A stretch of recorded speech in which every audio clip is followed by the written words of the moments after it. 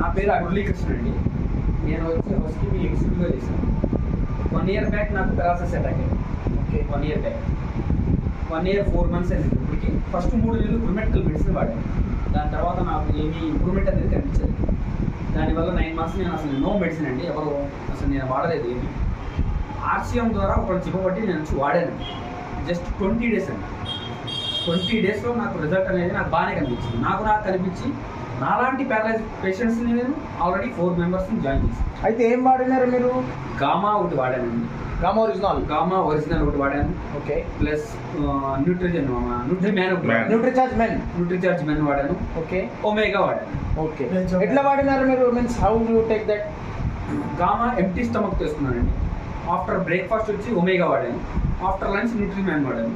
Plus దీంతో పాటు home oil కూడా చేంజ్ చేశాను. ఫస్ట్